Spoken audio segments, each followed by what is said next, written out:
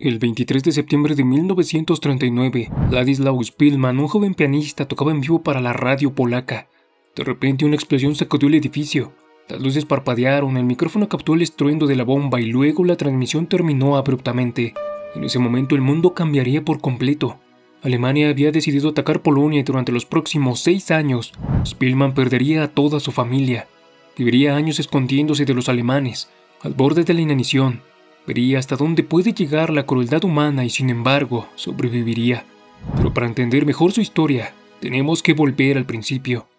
Ladislaus Szpilman nació el 5 de diciembre de 1911 en Sosnowiec, una ciudad industrial en el sur de Polonia.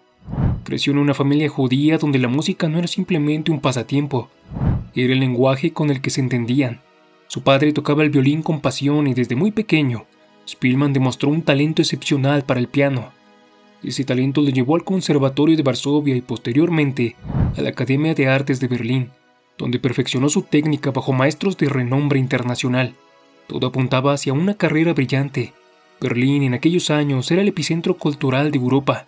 Conciertos, óperas, tertulias artísticas, para un músico joven y talentoso era el paraíso. Pero en 1933, ese paraíso comenzó a podrirse. Adolf Hitler ascendió al poder y casi de inmediato, la vida para los judíos comenzó a volverse peligrosa. Las leyes raciales comenzaron a implementarse. Los judíos fueron expulsados de las universidades, de los teatros, de las salas de concierto. Su carrera musical quedó condicionada por la política, por una ideología que decidía quién merecía hacer arte y quién no. Szpilman, viendo que su futuro en Alemania se desvanecía, optó por regresar a Polonia. Aún así, Szpilman logró consolidarse como pianista en la radio polaca, convirtiéndose en una figura reconocida en Varsovia.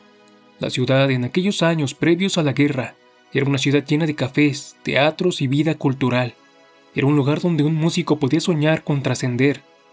Entonces llegó el 1 de septiembre de 1939.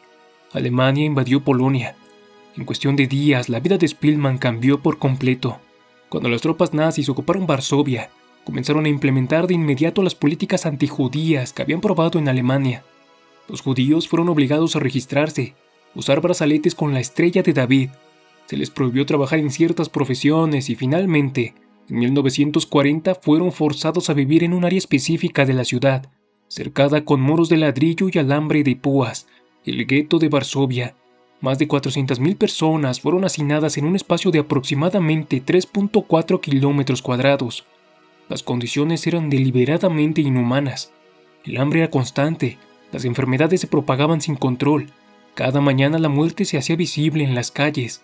Szpilman y su familia fueron encerrados allí, y para sobrevivir él tocaba el piano en los cafés clandestinos del gueto.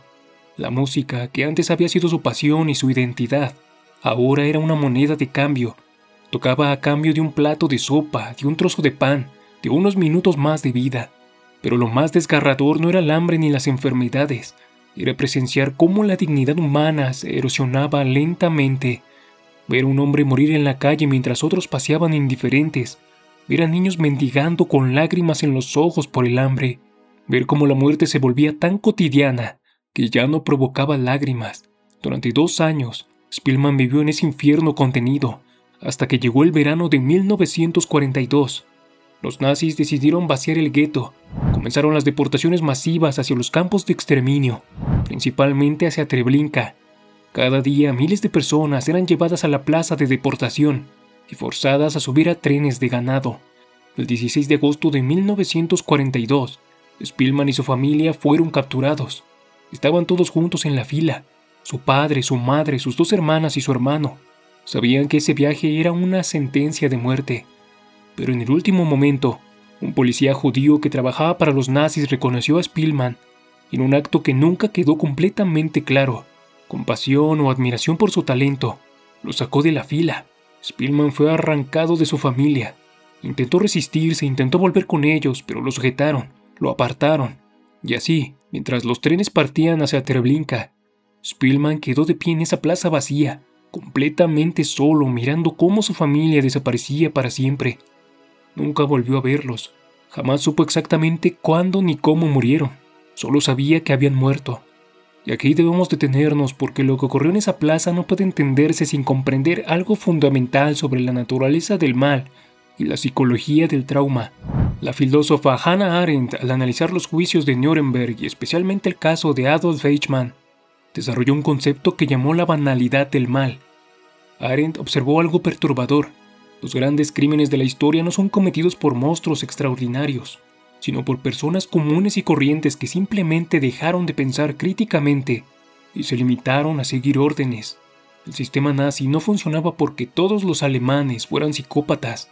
Funcionaba porque millones de personas decidieron no cuestionar, no discernir, no pensar, porque es más fácil obedecer que enfrentar la responsabilidad moral de decir que no. Esa es la verdadera monstruosidad, que el horror puede normalizarse, que la deshumanización puede convertirse en rutina, y Spielman acababa de experimentar esa deshumanización en carne propia. Su familia no había sido asesinada por un monstruo con cuernos, había sido asesinada por un sistema burocrático, eficiente, normalizado, en el que miles de personas cumplieron su papel sin cuestionarse. Después de ese día, Spielman quedó completamente solo. Fue obligado a realizar trabajos forzados, pero logró escapar y esconderse en distintos apartamentos vacíos en Varsovia, gracias a algunos amigos polacos que arriesgaron su vida para ayudarlo. Durante los siguientes 2 años, su vida se redujo a una rutina brutal. Hambre constante, enfermedad, soledad extrema y miedo permanente a ser descubierto. Pasaba días enteros sin comer, semanas sin hablar con nadie. El silencio era asfixiante. El único sonido era el de los bombardeos distantes, los disparos ocasionales y los pasos de las patrullas nazis en las calles vacías. Varsovia, la ciudad vibrante que conoció, había sido reducida a ruinas. Los edificios eran esqueletos de concreto. Las calles estaban llenas de cadáveres y basura, y Spielman se movía entre esas ruinas como un fantasma que apenas vivía. Hasta que llegó el invierno de 1944.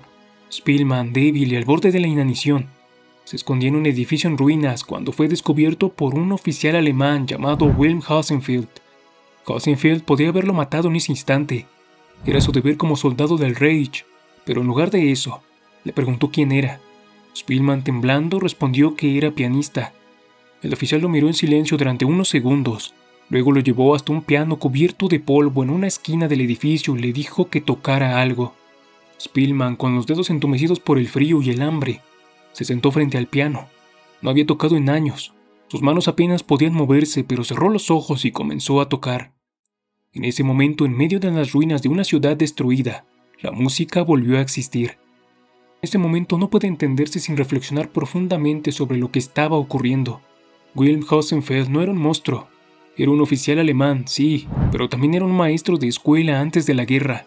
Tenía esposa e hijos. Había escrito en su diario personal dudas profundas sobre lo que su país estaba haciendo. Había visto demasiado. Había participado en un sistema que convirtió a las personas en números y eso lo estaba rompiendo por dentro. Cuando escuchó a Spielman tocar, algo dentro de él se fracturó, porque la música tiene esa capacidad terrible y hermosa. Puede atravesar ideologías, incluso el odio.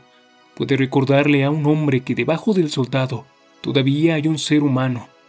Frank, en su libro El hombre en busca de sentido, mencionó que incluso en los campos de concentración, aquellos que encontraban algo de belleza en un amanecer, una conversación profunda, una melodía recordada, tenían más posibilidades de sobrevivir psicológicamente, gracias a que les recordaba que aún eran humanos, capaces de sentir algo más allá del dolor. Spielman, al tocar ese piano, no estaba rogando por su vida, estaba demostrando que a pesar de todo lo que el sistema nazi le había quitado, no había logrado arrebatarle lo más esencial, su capacidad de crear emociones con la música. Y Hausenfeld, al escucharlo, eligió en ese instante pensar por sí mismo. Eligió no seguir órdenes, eligió la humanidad. Le llevó comida, le dio un abrigo, lo escondió y lo protegió hasta que las tropas soviéticas liberaron Varsovia semanas después. Hausenfeld moriría años más tarde en un campo de prisioneros soviético, acusado de ser un criminal de guerra.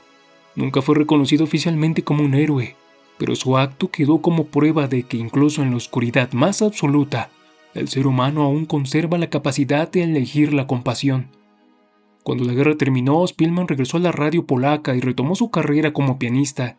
Volvió a tocar la pieza que había quedado inconclusa aquel día de septiembre de 1939. Pero no era el mismo hombre. Había perdido a toda su familia. Había visto la maldad humana en su forma más pura y cruda. Había cargado la culpa de seguir respirando mientras millones no pudieron. Años después escribió sus memorias. que se convertirían en el libro El pianista, llevado al cine por Roman Polanski en 2002. La película ayudó a que millones conocieran su historia. Ladislao Spillman murió el 6 de julio del año 2000, a los 88 años. Su historia nos obliga a reflexionar sobre algo inquietante. Vivimos en un mundo que repite nunca más debería pasar algo así. Sin embargo, en este mismo momento, estamos normalizando otra vez la deshumanización de grupos enteros de personas, migrantes que muchas veces son percibidos como invasores. El mecanismo es el mismo: convencer a una sociedad de que ciertos seres humanos no merecen ser tratados como tales. La historia de Ladislao Spillman no es solo un relato del pasado, es un espejo del presente, y lo que vemos en ese espejo debería aterrorizarnos.